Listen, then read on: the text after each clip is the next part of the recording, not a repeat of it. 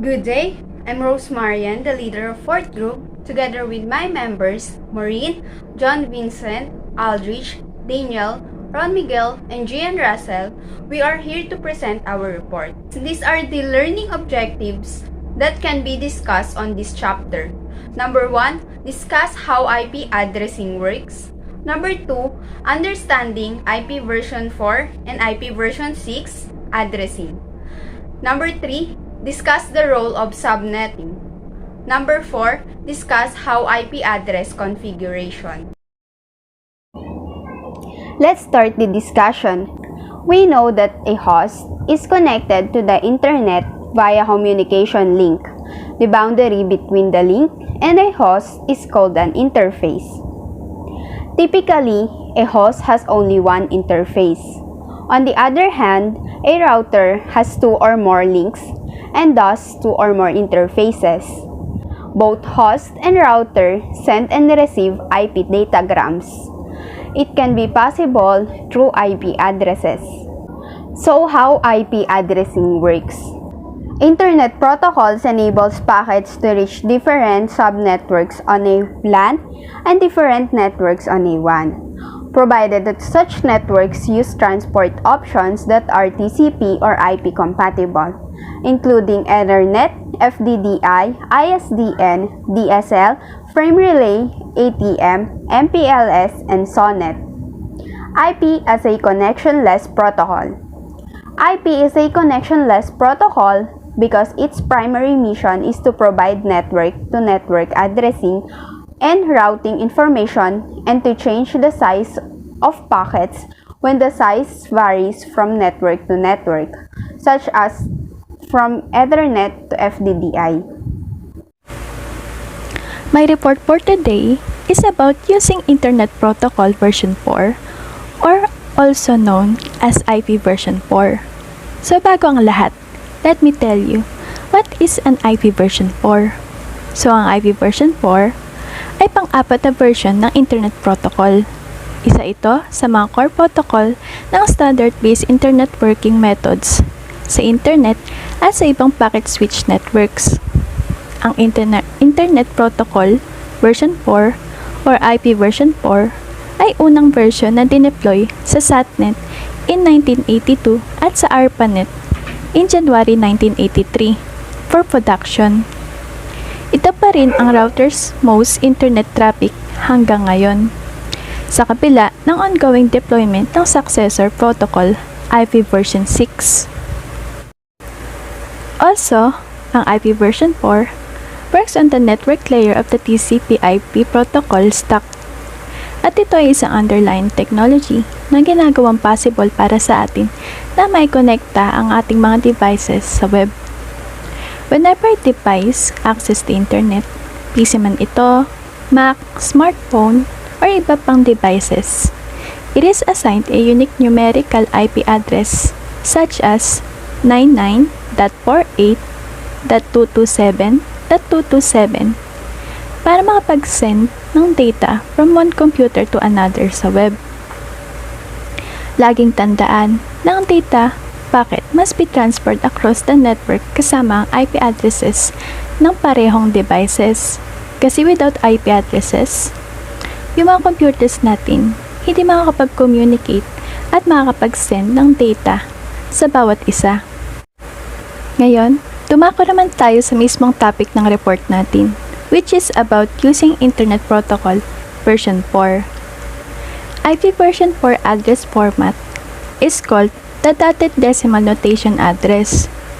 It is 32 bits long and contains 4 fields, which are decimal values representing 8-bit binary in binary octet. Para lubos nating maunawaan, ang IP version 4 address ay 32-bit number that uniquely identifies a network interface sa isang machine. Ito ay karaniwang nakasulat sa decimal digits, formatted as 4 8-bit fields na sineseparate o pinaghihiwalay ng mga periods. At sa bawat 8-bit field na yon, nire-represent nito ang byte ng IP version 4 address. At sa ganitong form ng pagre-represent ng bytes, ng IP version 4 address is often referred to as the dotted decimal format. An IP address in binary octet format looks like this. Pakitignan na lang po sa ating screen. So these numbers converts to 129.5.10.100 in decimal format. Part of this address is the network identifier or network ID, and another part is the host identifier or host ID. So ang network ID identifies the network segment kung saan nakabilang ang host. At ang host ID naman, it identifies an individual host sa isang specific network segment. Ang host kayang mag-communicate directly only sa ibang host na nakabilang sa parehong network segment. There are 5 IP address classes, Class A through Class E, and each is used with a different type of network. The address classes reflects the size of the network and whether the packet is unicast or multicast. Unicast is a transmission in which one packet is sent from a server to each client that requests a file or a application as is done with the video presentation. If 5 clients request the video presentation, the server sends 5 packets for each transmission to 5 clients. Ang unicast involves communication sa pagitan ng single sender at single receiver. Ito ay uri ng point-to-point transmission since ang packet ay tinransmit sa isang destination at a time. Sa madaling salita, si unicast ay nagtransmit ng packet diretso sa single recipient sa network or one-to-one transmission. Multicast means that the server is able to treat all 5 clients as a group and send one packet per transmission that reaches all 5 clients. Multicast can be used to significantly reduce network traffic when transmitting multimedia applications. Ang multicast ay ginagamit para mag-send ng packet sa group of addresses, represented by a group of address. Sa ganitong kaso, ang packet ay tinatransmit mula sa single sender papunta sa multiple receivers. Ang parehong data packet ay maaaring isend sa multiple nodes sa pamamagitan ng pag-send ng one copy ng data. Ang load of sender at overload of the network ay parehong mababawasan. Sa madaling salita, ang multicast transmission ay nagsisend ng IP packet sa group of hosts sa network or one-to-many transmission. Broadcast, which sends a communication to all points on a specific network. Routers are often configured so that they do not forward broadcast to other networks. Sa broadcast naman, ang traffic ay nag-i-stream o nagtatransmit from a single point to all possible endpoints within reach of the network. Broadcast, which is sent a communication to all points on a specific network.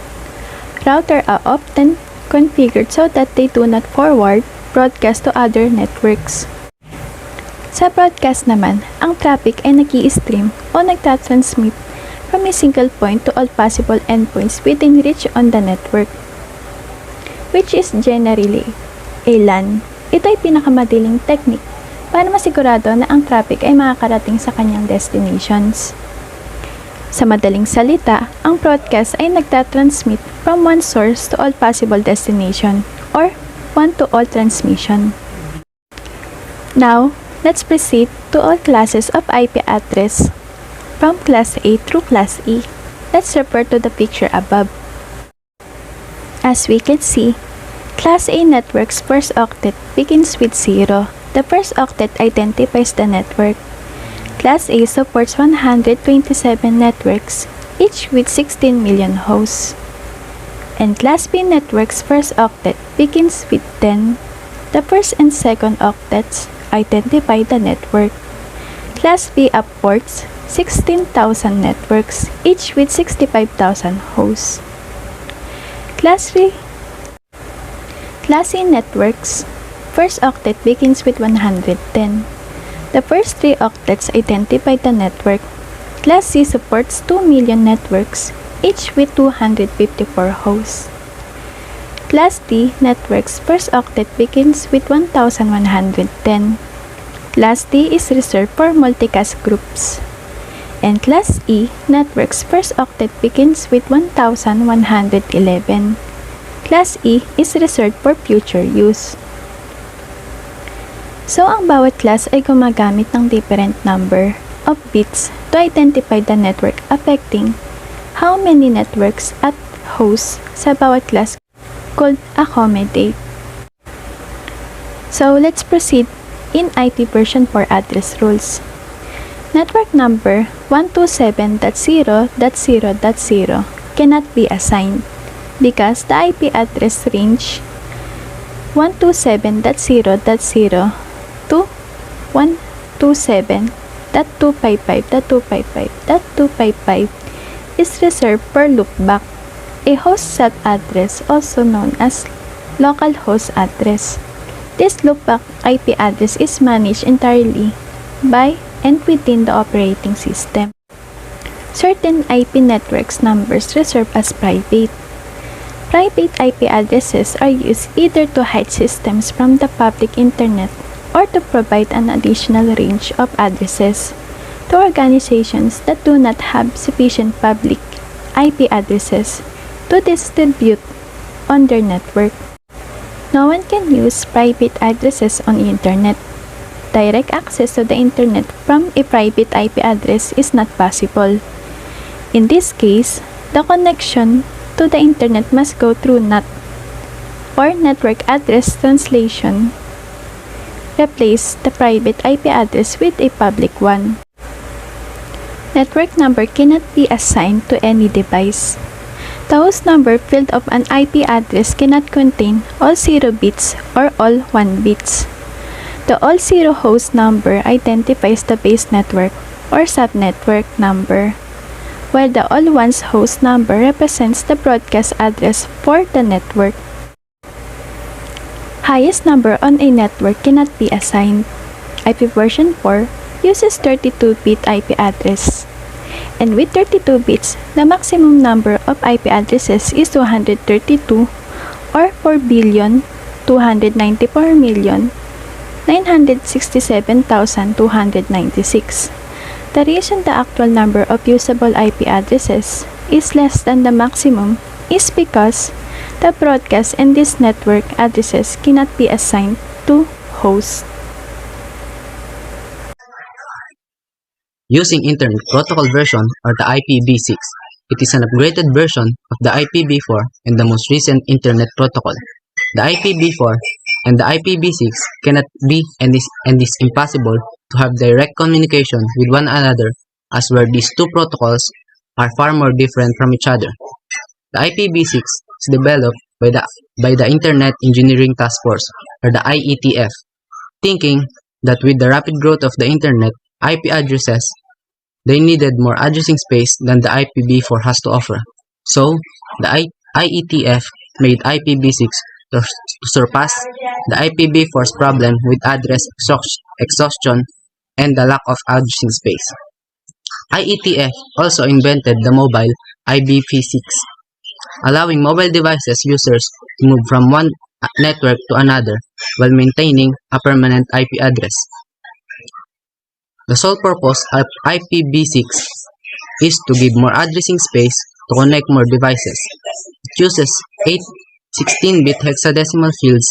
It also has a 128-bit address, theoretically allowing 2 to the power of 128 or approximately 3.4 times 10 to the power of 38 addresses, which is a lot more than the IPv4.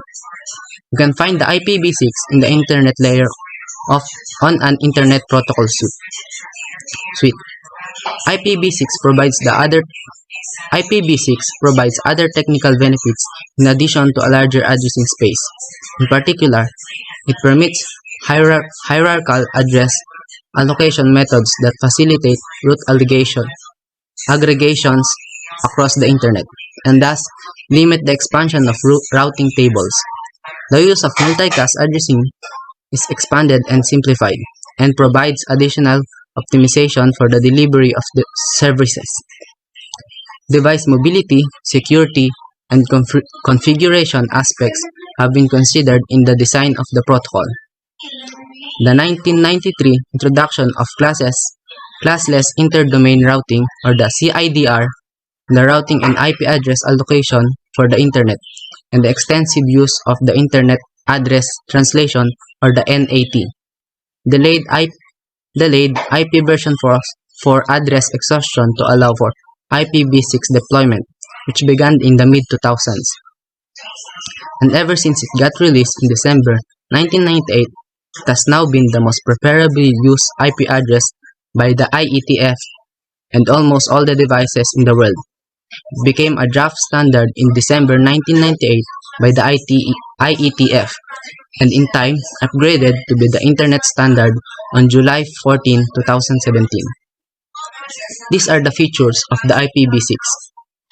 Single address associated with multiple interfaces like unicast, anycast, and multicast. Address auto-configuration. IPv6 hosts configure themselves automatically, and CIDR, or the classless interdomain routing addressing, which is a method for allocating IP addresses and for IP routing. 40-byte header instead of IPv4's 20-byte header. New IP extension headers for special needs. It approximately has minimum size of 20 octets or 320 bits. This provides the opportunity to extend the protocol in the future without affecting the core packet structure. IPv6 includes more routing and security options.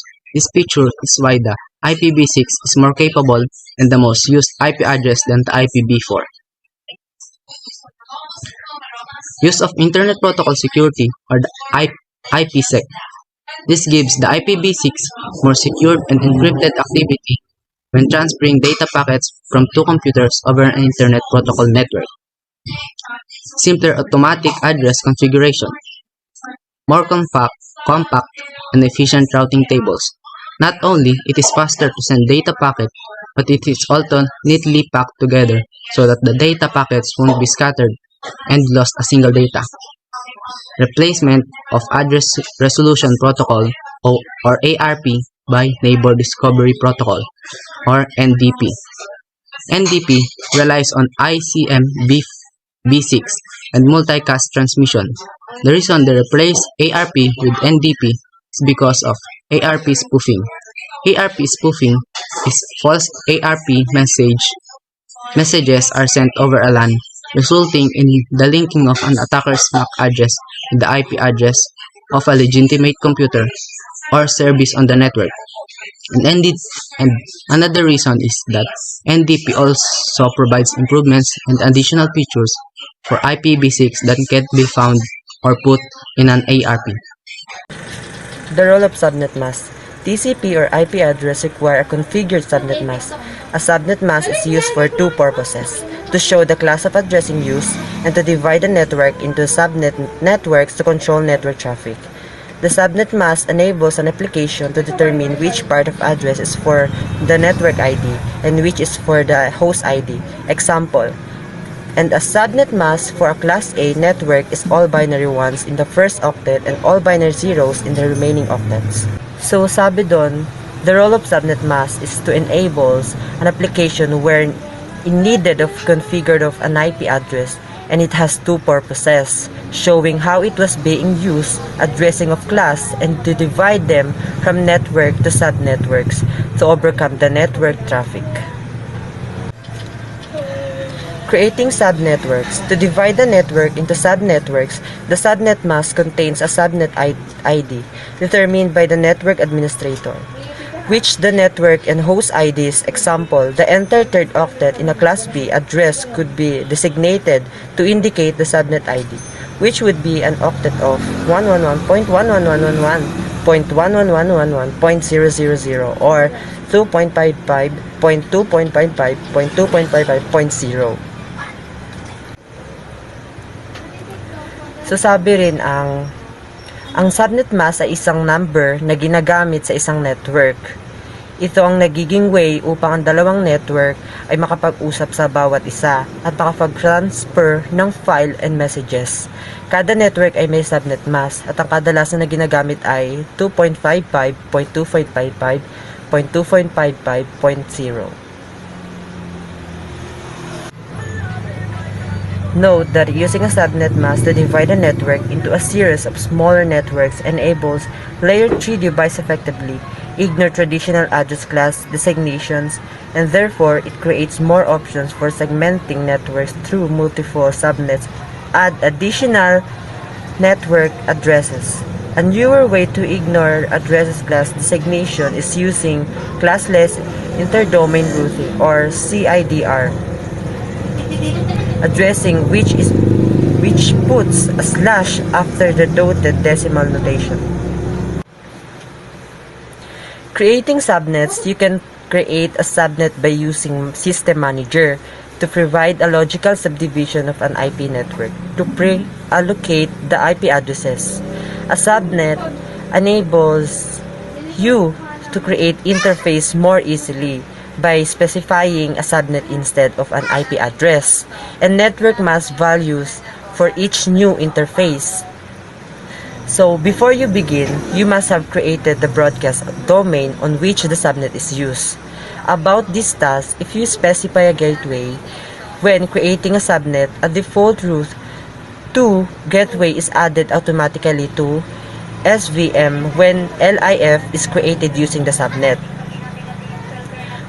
Then the procedure is, click the Network tab in the Subnets tab.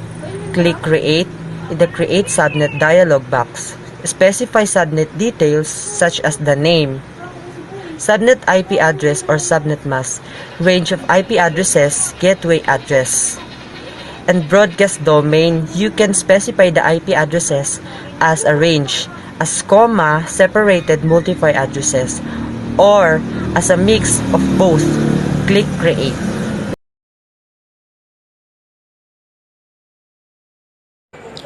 How do I set up a static IP address in Windows 7? The first thing that must be done is to gain access to the Network and Sharing Center in Windows 7. This can be done in one of two ways. The first way to access it is via the control panel. Select the Windows 7 orb on the bottom left-hand corner and select the control panel. There are several views which are available for the control panel. By default, the category view is used. When using category view, the option that you need to select is called View Network Status and Task. The next is Network and Sharing Center. The second way to gain access to the Network and Sharing Center is to utilize the network icon which is displayed in the system tray when the network interface has been enabled. When this icon is right-clicked, the option to open the Network and Sharing Center. Once the Network and Sharing Center is open, there is an option which allows the change of adapter settings, which is shown in the upper left-hand corner of the window. Once in the network connection window, an interface must be selected which is going to be configured with the static IP address. In the following example, both a wired and wireless interface are shown as example. For the purposes of the article, the wired interface will be used as the interface being given a static IP address. By right-clicking on the correct interface, a submenu is shown. From this menu, select the Properties option. Once the Properties option is selected, the Interface Properties window will be displayed. This screen gives the option to configure a number of different network parameters. Since we want to change the interface IPv4 IP address, this option must be selected from the window. Once this option is selected, the Properties button will be enabled. Press the Properties button. Once the Properties button is pressed, the IPv4 Properties window is displayed, which shows that the interface is currently configured to obtain both its IP address and DNS server information automatically. In order to change to a static IP address, the option to use the following IP address must be selected. Once this is done, the option to enter the IP address parameters is enabled. The use the following DNS server addresses option is selected. For the purpose of this article, the IP address 192.168.1.100 is used with the subnet mask of 255.255.255.0 and the default gateway of 192.168.1.1. The DNS server which will be configured is 4.2.2.2. Once these options have been entered on the screen, simply press OK on both property screens and the configuration of a static IP is complete. The knowledge of static IP configuration is vital in modern organizational environments as many do not completely utilize automatic IP assignment. It is also vital knowledge when trying to troubleshoot IPv4.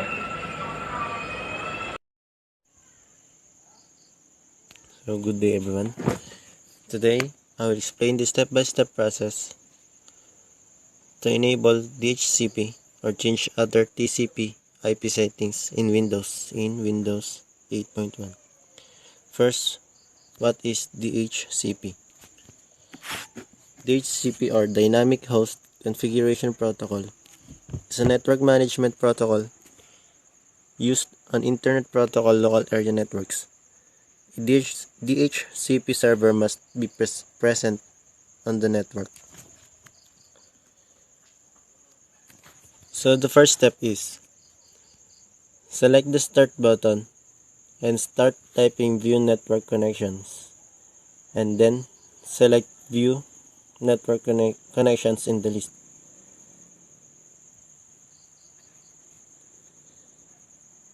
In Windows, you can see the Start button on the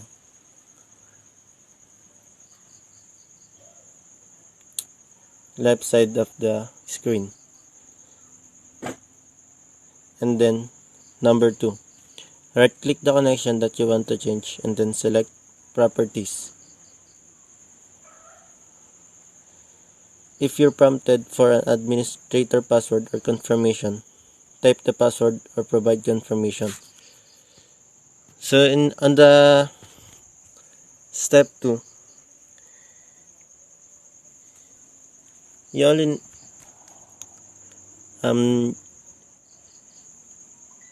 right click the connection that you want to change. So after you select that, select the properties.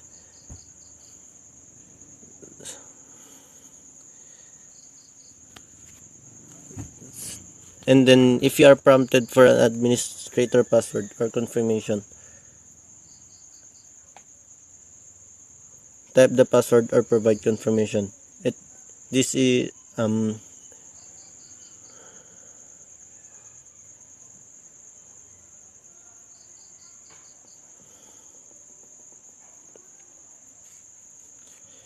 you need to provide that password for you to continue the process. Then after you provide after you type or provide confirmation, select the networking tab. And then under this connection uses the following items. Select either Internet Protocol version 4 or TCP IPv4, and then select properties. To specify IP version 4, IP address settings, do one of the following. It's either to get IP settings automatically using DHCP. Select obtain an IP address automatically and then select OK. So if you want to set the IP address automatically, you can select the IP address automatically. And then if you want to set manually,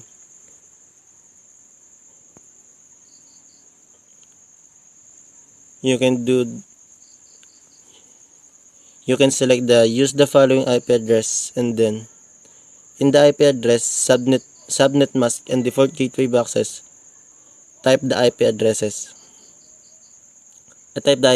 settings. Next, to specify DNS server address settings, do one of the following. One is you can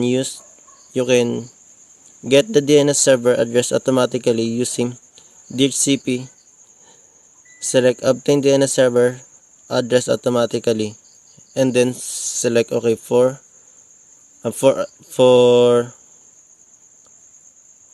getting the DNS server address automatically. To specify a DNS server address, select use the following DNS server addresses, and then in the preferred DNS server and alternate DNS server boxes, type the addresses of the primary and secondary DNS servers. And then to change advanced DNS, WINS, and IP settings, select advanced. And that's it.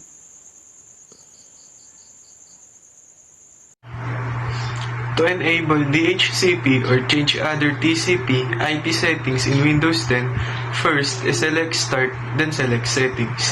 You should see at least two types of network connections, the Ethernet and Wi-Fi. To enable DHCP for Ethernet and Wi-Fi, you need to open the control panel, then type Network and Sharing Center in the search box of the panel and press the Enter key. Click Change Adapter Settings link visible under Network and Sharing Screen Center. If you are using Ethernet connection, right-click the option and select Properties. If you have enabled a broadband connection, choose Wi-Fi and follow the same steps as mentioned above. Next, under Ethernet Wi-Fi, Properties window, find and double-click the Ethernet Protocol version 4. To specify IPv4 settings manually, under Edit IP Settings, choose Manual then turn on the IPv4. To specify an IP address, in the IP address, subnet prefix length, and gateway boxes, type the IP address settings. To specify a DNS server address, in the preferred DNS and alternate DNS boxes, type the addresses of the primary and secondary DNS servers. You may need to perform the following types of the Internet Protocol version 6 option as well. To specify IPv4 settings manually, under IP settings, choose Manual then turn on the IPv6. To specify an IP address, in the IP address, subnet prefix length, and gateway boxes, type the IP address settings. In DNS server, to specify the preferred and DNS alternate boxes, type the addresses of the primary and secondary DNS servers. When you select automatic DHCP, the IP address settings and DNS server address settings are set automatically by your router or other access point. When you select manual, you can manually set your IP address settings and DNS server's address. If you want to disable DHCP and enter your network settings instead, select the following IP address option and enter values for IP address, subnet mask, and default gateway. And also, select the following DNS servers address option and enter a value for preferred DNS server. You can also enter a value for alternate DNS server if you want. When you're done, select Save. When disabling and using a static IP address, make sure that you know and enter all the correct settings. When you entering the wrong settings, it can result in your internet or network connections not working anymore. Internet Protocol networks utilize Dynamic Host Configuration Protocol or DHCP as a standardized network protocol since it is a safe and reliable configuration. It enables users to dynamically and transparently assign reusable IP addresses. If you have a DHCP server installed and configured on your network, as DHCP-enabled clients can obtain IP addresses and related framework parameters every time they start and join the network. This helps immensely in reducing the time required to configure and reconfigure computers on a network. To summarize our report, Internet protocols enables data transfer and routing with packet addressing. UDP used with IP instead of TCP in certain non-critical situations.